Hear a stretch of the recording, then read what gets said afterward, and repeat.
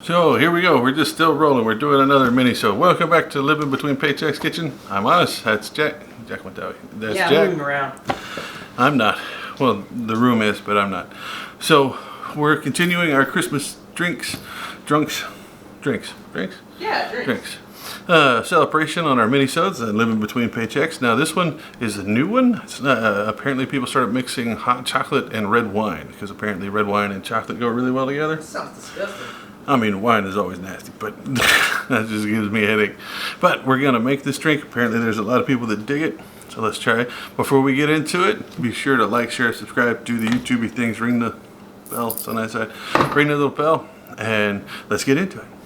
Alright, so it's deceptively simple. You're going to need some half and half for milk. I prefer half and half. Some smoothie sweet chocolate, just a teaspoon of sugar, and then some red wine. We got the really fancy stuff. Comes in a can. You can get it for like $2.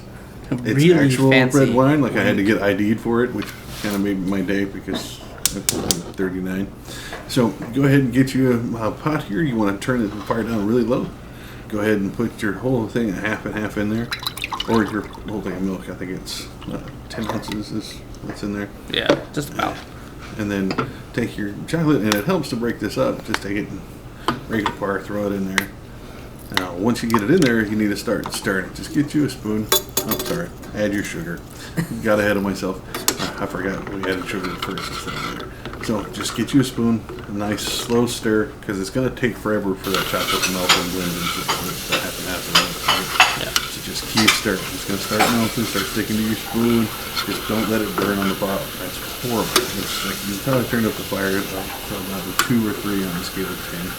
You can see it's starting to melt. If you do that, be sure to keep stirring it. You can tell that it's starting to look like Freddy Krueger underparts, and it's really gross looking, but just keep stirring it. Start chunking up, and then all of a sudden it'll just be gone. You can be like, oh, big chunk of chocolate, and nothing. And this is straight hot chocolate. I mean, you could probably use just the powder stuff.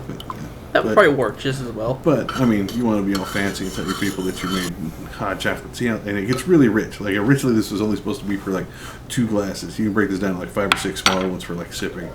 Now, once you get it all melted in and everything blended, go ahead and open your red wine. Smell the cap. Cabernet, sauvignon. And then just pour it right into the hot chocolate.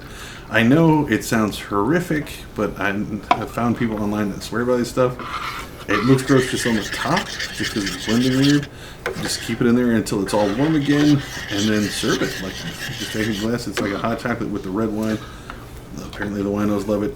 Just pour it nice and slow so you don't spill it on the fire, because burnt hot chocolate and red wine smells absolutely horrible.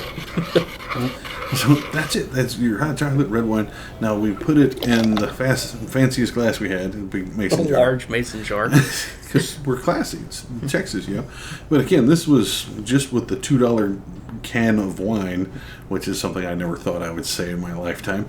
The only This wine. came in very, very cheap, even with the straight up chocolate block. You can get the powder stuff and make it cheap. This is great if you're into, fancy wines and chocolates and things. That's the way to just cut out the middleman. Just grab you a big mason jar full of chocolatey wine stuff and just drink it down. So there you have it. That's our red wine and chocolate. Let's take like number 4 because keep making noise and stuff. But it's a neat idea. I'm not a wine drinker, but if you are, got to try it out, man. Let me know how you do it. If you like it, if you tried it, if you're willing to do it some more, that'd be outstanding. Put us down in the comments if you liked it, if you tried it, if you do it differently, let us know. Until then, you can catch us on Instagram at Live In Between, or on Facebook, Pinterest, or Patreon. You want to help us out, that'd be very cool. We very much appreciate it. And we'll see you next time.